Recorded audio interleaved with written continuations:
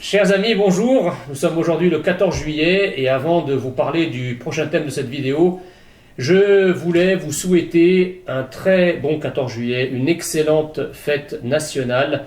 Il faut toujours se souvenir que la République, elle est française et que c'est un peuple qui a accouché de la révolution de 1789, la révolution dite française, et qui porte le même adjectif que la République qui est elle-même française. Et donc effectivement, nous nous battons pour que la France reste française, pour que la République, elle aussi, reste française. Il ne faut jamais l'oublier et surtout pas en ce jour de fête nationale. Je vous souhaite un excellent 14 juillet. Vive la France et vive la République. Chers amis, les annonces du président le 12 juillet dernier n'ont pas totalement surpris tant la communication gouvernementale avait distillé, via ses relais médiatiques et au fil des jours, les mesures susceptibles d'être mises en œuvre. Elles reflètent, en matière sanitaire, un vrai tournant autoritaire, oui je le dis, en matière de vaccination. Pour les soignants, Emmanuel Macron a décidé l'obligation à laquelle les Français sont largement favorables. Cela n'a rien d'étonnant puisque l'écrasante majorité des sondés n'est pas concernée. C'est un peu comme la hausse des impôts pour les plus riches. Une très grande majorité des Français est pour, mais est-ce pour autant juste? Bref, les soignants qui ont énormément donné pendant cette crise à rallonge n'auront plus le choix. Pourtant, il y avait une alternative, certes pesante, mais aussi moins liberticide. Le dépistage fréquent, sans doute au moins hebdomadaire. Pour le reste des citoyens, la tactique adoptée est celle de pourrir la vie de ceux qui ne sont pas vaccinés afin de les y forcer. Passe sanitaire obligatoire à part pour se promener dans la rue. Je caricature à peine. Ben oui, puisque les tests rendus payants ne peuvent au mieux être appréhendés que comme une solution alternative et transitoire. Tout cela pour un variant Delta, certes plus contagieux, mais dont la létalité n'est pas augmentée. On peut comprendre la volonté du gouvernement d'éviter à tout prix une explosion de l'épidémie en plein été. On sait notre système hospitalier déjà au ralenti au mois d'août. Alors imaginez un bond d'hospitalisation lié au Covid. Mais dans ce cas, la solution était d'imposer la vaccination à ceux qui sont statistiquement susceptibles de développer des formes graves, c'est-à-dire les plus de 60 ans, et les personnes de tous âges présentant des comorbidités qui sont clairement établies, surpoids, diabète, hypertension, etc. Deux questions. Est-ce que tout cela sera légal et applicable? On nous explique depuis plus d'un an qu'en situation de crise sanitaire, nécessité fait loi. Phrase inspirée de Publius Cyrus, poète de l'ère romaine. Et c'est bien ce que nous avons avec l'état d'urgence sanitaire qui enveloppe le pays depuis la loi du 23 mars 2020. Comment faire appliquer une telle obligation? Épineuse question s'il en est, mais on va y répondre par une autre question. Comment le gouvernement entend faire appliquer son pass sanitaire un peu partout?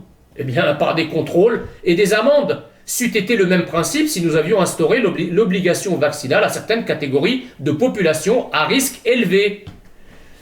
Le rejet de la Macronie pour cette mesure de bon sens a une explication électoraliste. Macron compte sur la population retraitée pour sa réélection. Pas question de lui imposer quoi que ce soit à cette population retraitée, même pour libérer les plus jeunes qui ont été assommés par cette longue période de restriction pour protéger leurs aînés. Les Français ne descendront pas dans la rue pour contester les décisions de Macron, la messe est donc dite. Mais tout le monde sait que les contournements seront légion. Qui ira vérifier que dans les dizaines de milliers de bars et restaurants du pays, que les clients ont bien leur précieux sésame? Et enverra-t-on la maréchaussée contrôler les innombrables donneurs kebab et rats des quartiers et des cités où la simple apparition d'un képi provoque une émeute? C'est peu probable.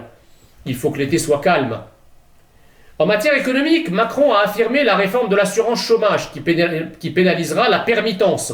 Cette activité qui consiste à passer d'un job à une inscription à Pôle emploi et inversement de façon régulière. Elle permet aux permittents d'être aussi bien rémunérés en travaillant juste à 50% de leur temps que les employés à plein temps. C'est effectivement inadmissible.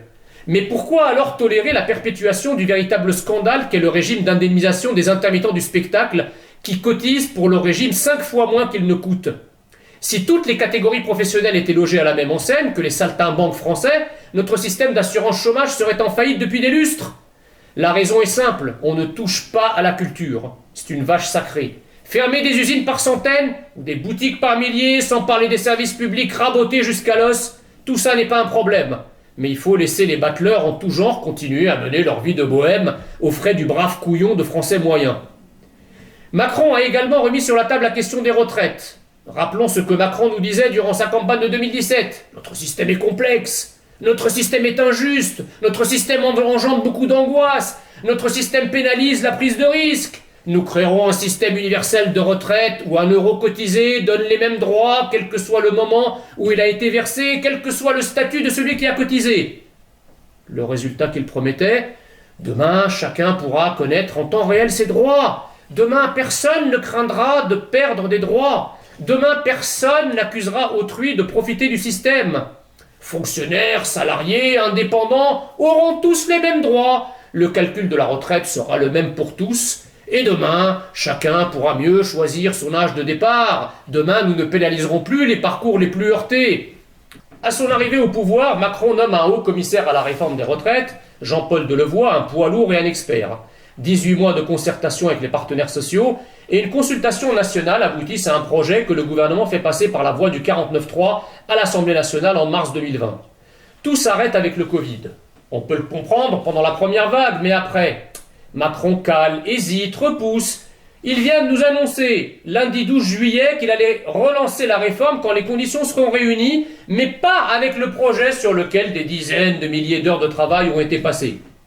Une majorité de Français avait fait confiance à cet homme, Macron, car il le pensait suffisamment courageux pour mener les réformes nécessaires, même si personne ne veut faire partie des perdants, et suffisamment compétent pour qu'elles soient justes et efficaces. Au final, Macron s'est révélé pusillanime et brouillon. Le président a aussi évoqué l'accord du G20 pour une taxation minimum des grandes multinationales. Soyons clairs, c'est grâce à Joe Biden que cette mesure salutaire a vu le jour. Mais du coup, la France a dû en rabattre avec le projet de taxe GAFAM lancé tambour battant par Bruno Le Maire en mars 2019. Berlin, comme souvent, nous a lâchés, car pas question de vexer l'oncle Sam à qui l'Allemagne vantant et bénéficie tant de son parapluie nucléaire. La jeunesse a été mise en avant ce lundi 12 avec le revenu d'engagement pour les moins de 25 ans qui prendra la forme d'une extension massive de l'actuelle garantie jeune, l'équivalent français des NEET anglo-saxons, No Employment, No Education, No Training, afin de mieux aider les décrocheurs à s'insérer dans le monde du travail. Pourquoi pas? Mais il n'y a aucune raison que ce dispositif profite aux non-français.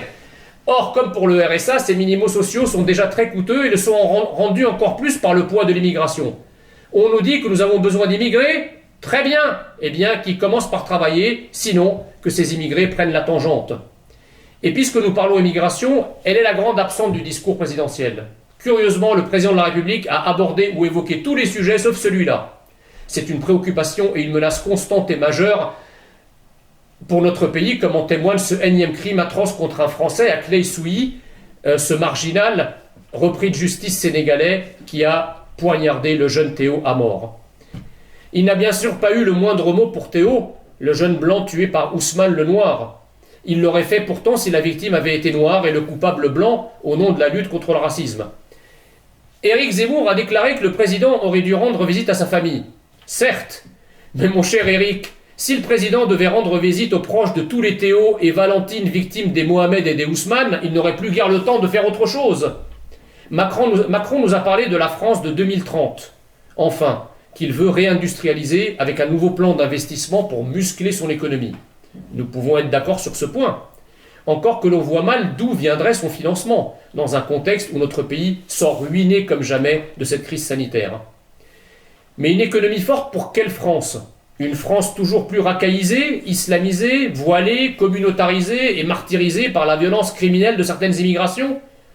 Que notre pays se dénature et se défigure, Macron, chers amis, s'en fiche. Son plan pour 2022 est assez simple. Il est basé sur ce sempiternel en même temps, fielleux, dans lequel il est passé maître. Il parlera un peu d'immigration, car il le faut bien. Il exprimera sa compréhension à l'égard de l'insécurité culturelle des Français de souche, pour apaiser son électorat de droite.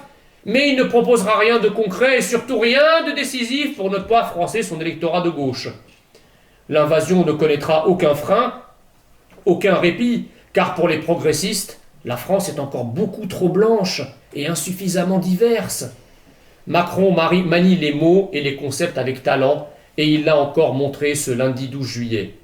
Il me fait penser à ces collecteurs de miel himalayen qui, avec un enfumoir à la main et des mantras à la bouche, parviennent à berner les abeilles.